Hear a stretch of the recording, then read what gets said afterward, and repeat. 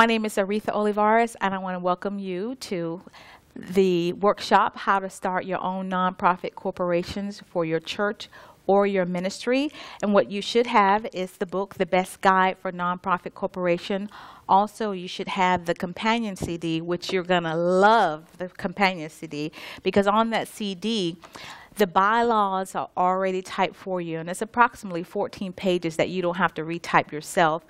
The bylaws are your internal rules and regulations, so anything that you don't like on the bylaws on this CD, you can change, add, delete, amend, and do whatever you like. It's just a guide for you to go by. However, the bylaws that are on this CD for a church are the ones that are most commonly used. Also, the Articles of Incorporation for the state of Florida is already typed for you on this CD. Just make sure that you change the information and make sure it pertains to your organization, especially the names and addresses of your board of directors. I want to get started. As I said, this is a workshop, so you will be doing a little work in this workshop. One of the few things I want to tell you is what's inside the book. If you haven't already been through this book, you'll see some advantages for starting your own nonprofit, some of the disadvantages for starting your own nonprofit. There's some forms that are already on, inside the book. The forms are already on the CD also. Again, one of the things you're going to love about the CD, the forms are filled in. They can be changed. I have my information on the forms to show you an example of how they should be filled out, but you can change them, save them on your hard drive, save them on your desktop, on your computer. Also, there's a special section inside the book. Chapter 7 is a special section just for churches and religious organizations that I believe that every pastor, minister, or anyone who is thinking about being in ministry should have in your library. So this is definitely a keeper. I want to go on to explain just what is a nonprofit corporation, because you hear that so many times, and people say, well, should I say it's not-for-profit or nonprofit? Let me tell you the way the IRS explains what a nonprofit corporation is. A nonprofit corporation is defined as an organization formed not for profit or financial gain, and no part of the assets, incomes, or profits is distributed to or inures. That word inure means one person can benefit from it. It can't benefit the directors. It can't benefit just the members. It can't benefit just the officers. And I'll give you another definition or another way to explain it. A nonprofit corporation is one one that does not declare a profit, but instead utilizes all revenues after operating expenses in service to public interest. So what that means is, it doesn't mean that you can't make a profit. It means that all the money that comes in after operating expenses is used to put back into the organization to help do what you said that organization is set up to do. You can't go on the stock market. You can't go on Wall Street like you see so many the other for-profit corporation does. Also, what a lot of people don't realize, a nonprofit corporation, it's a business, and you must treat it like one. That's one mistake that I see so many ministries making, that I don't know, I'll go into too many details, but the main thing is that they don't treat it like a business, and it's important. So you have to be set up. There's certain verbiage that has to go on your Articles of Incorporation and on your bylaws, and also when you send in your IRS Form 1023. So don't even think about becoming a nonprofit corporation if you are not organized and operated exclusively for charitable, religious, scientific, educational, or for the prevention of cruelty to animals or children. That was a mouthful. So I'll give you some examples of charitable causes. One is relief to the poor, distressed, or the underprivileged. Another one, to lessen the burden of government. Another one, for the advancement of religion. Another one is to erect or maintain of public buildings or monuments. Advancement of education or science, for the defense of human and civil rights. Another common one, to eliminate prejudice and discrimination, to lessen neighborhood tensions, or combating community deterioration and juvenile delinquency. Those are some of just the few charitable causes. There are so many. Next thing I want to get into is some of the advantages that's inside the book. There are some that I won't mention, but just a few that I will mention. The advantage of starting your own nonprofit corporation versus for-profit is the rights and privileges you have, and one of them is to solicit for donations. I mean, how often do you see a for-profit corporation soliciting United Way for donations? They're usually the ones that are giving it. So the privilege of having your nonprofit corporation, not just for nonprofit corporation, because first thing is to get incorporated, then having the 501c3 status. Let me say that. The benefit of having the 501c3 status is that you have the right and the privilege to solicit for grants or donations. The second thing is your organization is exempt from taxes, and that's definitely a benefit to your donors, people who give you money, donations, whether it's monetary or tangible goods. They can write it off on their taxes, at least a portion of it. So that's a great benefit for getting your 501c3. And the last is grants. That's a whole nother workshop, and I'll be glad to come back and do that for you. But the privilege that all nonprofit 501c3 organizations have is that they are usually the recipients of tons of money. People like to hear that. But there are 26 different 501c's. 26 different 501c. And a 501c3 is the only organization that if I were to donate to a 501c3, I can in turn write that off on my taxes. There are other 501c's that are public universities, hospital. Blue Cross Blue Shield is a 501c. There are trust organizations, there are Rotary clubs, veteran organizations. All those classify as 501c1, 501c2, 3, 4, and on and on. But those, they are exempt from taxes. The organization is exempt from taxes, but the 501c3 status allows them to be exempt from tax and also allows their donors to write the portion of their gift off on their taxes. Some of the disadvantages, you probably already know this, is the initial out-of-pocket cost. A lot of times if you started the nonprofit corporation, you use your own money to get the articles of incorporation, to, whatever it needs, the business cards, anything that it needs for that business to start up. You've usually used your out-of-pocket money for the nonprofit, because a lot of times it's getting people to see it into your vision. They don't really understand, or maybe I wouldn't say that they don't understand. Maybe they don't see your vision as you see it, and so they may be fearful whether they should give you money or donate to you at first. A lot of people want to see what's going on before they give, and so that's one of the disadvantages. Another disadvantage of having a nonprofit corporation, and I wouldn't say a disadvantage, but I put this in the category of having, call it a disadvantage, is the paperwork that you have to keep up with. There's disclosure forms.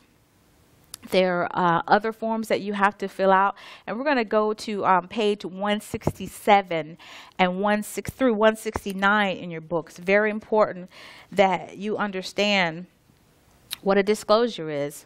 I'm just going to read this from the book on page 167. Page 167 in your book. Charitable contributions, where it starts, where substantial and disclosure rules. There are two general rules that a church or religious organization needs to be aware of to meet substantiation and disclosure requirements for federal income tax reporting purposes. A donor, the person who gives you the money, is responsible for obtaining a written acknowledgement from a charity for any single contribution of $250 or more before the donor can claim a charitable contributions on his or her federal income tax. But guess what? A charitable organization is required to provide a written disclosure to a donor who receives goods and services in exchange for a single payment of excess of $75. So what I just said was, if someone donates to you a one-time seed of $250 or more, they're required to receive a letter stating that they donated $250 to, I'm just going to use this for example, Aretha Ministries. It's my job to write them a receipt, usually within 30 days, either mail it or hand carry it to them if they request it. If they don't request it, then it's not up to you to hunt them down and give it to you, although you want to do that as a courtesy. Either mail the receipt or send it to them, you know, by way, if they're a member of your church, make sure you hand deliver it to them.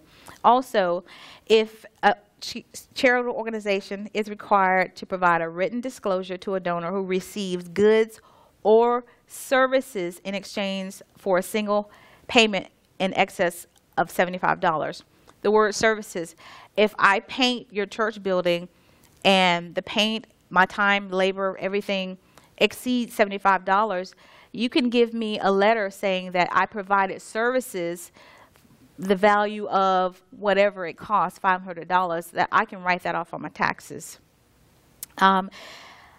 This is the rule. A donor cannot claim a tax deduction for any single contribution of $250 or more unless the donor obtains a written acknowledgement.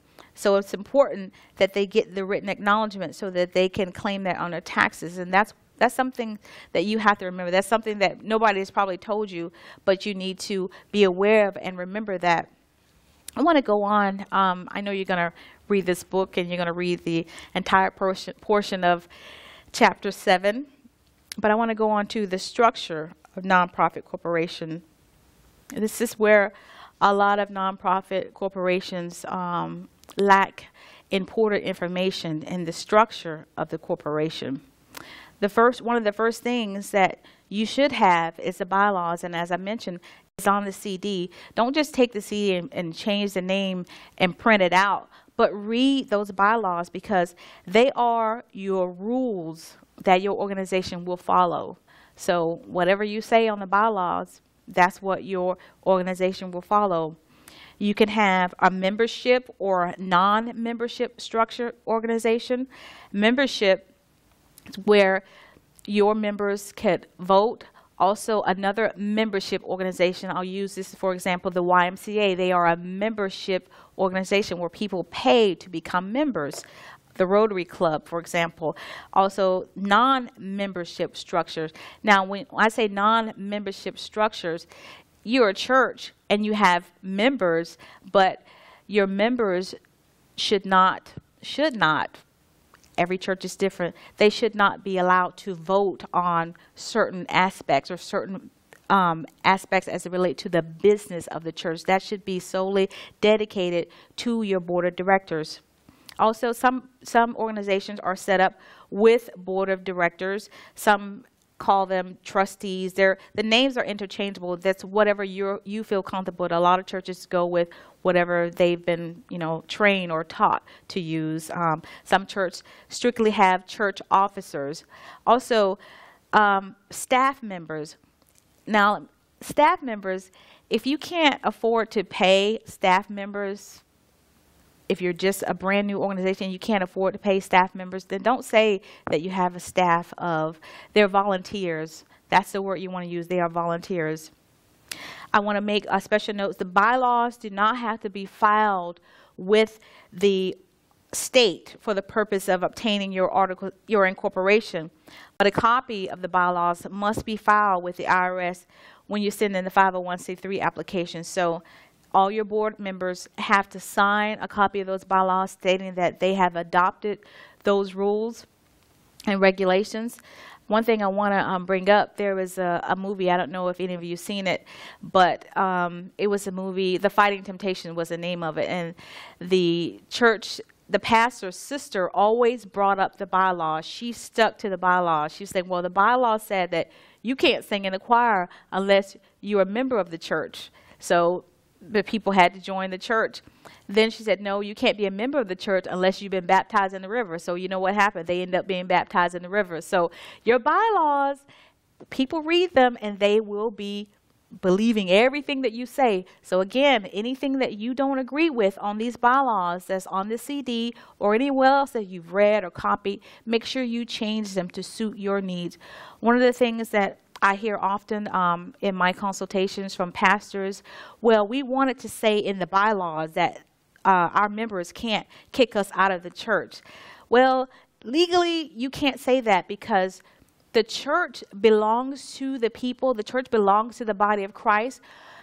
I can tell you this, though. No one can kick you out unless you've given them that authority. On your articles of incorporation, if you're the founding pastor of that church, you're most likely the incorporator, the person who initiated the articles of incorporation. You're most likely the registered agent, the person who will be responsible for answering legal questions pertaining to the organization. So if somebody wants to say, well, you know, we don't want you to be the pastor anymore, then that name, you've incorporated that name, you've incorporated that church, it legally belongs to you, the name of the church. So they can leave, or you can start that name of the church somewhere else. But legally, you can't put the words that our members can't vote us out or kick us out. What you can say, and you'll see this on the CD, that if you choose to leave or you would like to designate your successor, that you have the option of doing that. That's legal. You can say that. So enough about that. I'm sure you'll have a conversation all to yourself about that. Selecting board members. I'm talking to the board members who are considering being on the board and board members who are already on a board. I serve as a volunteer on several boards. But before you become a board member, you should read the bylaws and the vision. I can't say enough. Read the vision, make sure that you understand it. Read the bylaws, make sure you understand it. And board members must have the qualifications to meet the requirements of the job. If I'm starting a feeding program, a nonprofit corporation that has a feeding program, I don't need everybody on the program to be plumbers. I need someone who has culinary art skills. I need someone who knows how to go get money. I need someone who knows about community relationships. I need someone who's familiar with the food service industry. I need someone who understands what a nonprofit corporation's function is. So your board members should have the qualifications to fit into positions or the roles that they have. A lot of times people are so ready and so charged to go forth and start their ministry or start their business, and so they'll use their husband, wife, and child as the members of the board. That's fine. The state of Florida or whatever state you're in, they don't care as long as they see the minimum requirements. But when you file the 501c3 application on the Form 1023, the IRS is going to look at it, okay, that's too much control in one family. So you need to have, if you have a husband and wife as a board members, you need to have 3 other people who are not related to you or your wife by blood or by marriage that are board members. So needless to say, avoid a board stacked with family members. That's a red flag with the IRS, red flag. Board members must be in good rapport in their personal and professional life. I mean, that goes without saying, because when you become board members of an organization, people look at you as the organization. So you don't want to ruin any relationship that you've developed in the community. And always avoid conflicts of interest. What is a conflict of interest? I have this little test that I always give when I do workshops to give you an idea of what a conflict of interest might be. Number 1, a board member votes to renew the organization's office lease in a building that he owns. Do you think that's a conflict of interest or not? Okay, let me read that again. A board member, say I'm the board member, we're having a meeting, and I get to vote and choose whether you, the board or the organization, renews the lease in a building that I own, should I be there? Should I be present to vote on that issue? The answer is no. That's definitely a conflict of interest. First of all, I may be a person who has influence over the other board members, so of course, you've gotten 3 other bids that you can move into a building with less than what you're paying me, but because I have a little influence over everybody and it's a building that I own, I might be the only one benefiting from it. So that's definitely a conflict of interest. The next one, a board member who is also a service user is placed at the top of the waiting list for services ahead of others who applied for the services earlier than the board member. Let me read that again. A board member who is also a service user is placed at the top of the waiting list for services ahead of others who applied for services earlier than the board member. Let me give you an example. Say your church, I'll use me as an example, I'll say that.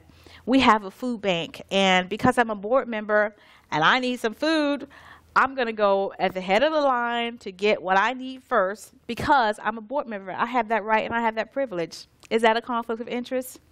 You bet it is. Okay, third question, conflict of interest, true or false?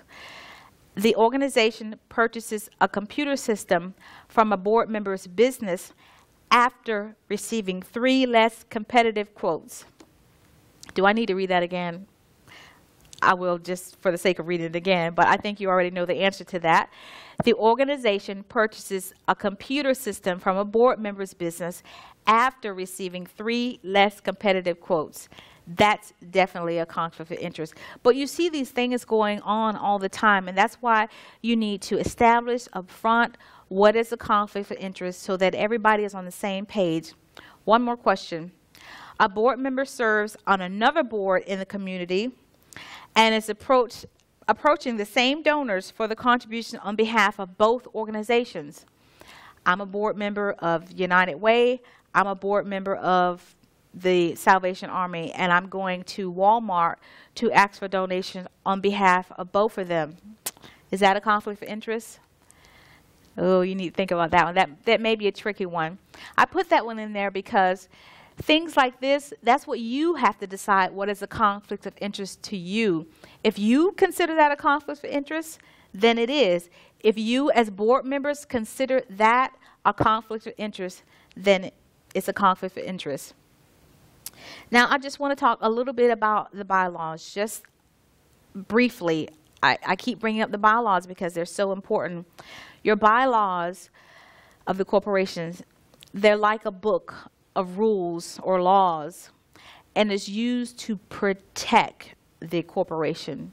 Therefore, your protection, again, they may be amended as much and as often as you see fit. Correct them, add, delete any of the articles, but you do that, everybody votes on it and sign it. Each day that you have a meeting, you can have a meeting every day if you like. If you decide to change something on the articles, make sure that everyone signs approving that they have adopted those bylaws.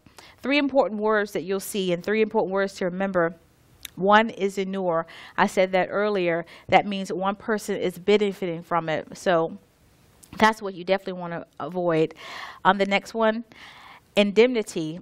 You definitely want to protect yourself against lawsuits, and that's why you'll see the word indemnify in your articles and in your bylaws, stating that your board of directors cannot be sued. The corporation can be sued, but not your board of directors. And fiduciary, you just make sure that all your board members understand that they have to act in the best interest of the public, because you're a public organization that serves the public for the benefit of the public.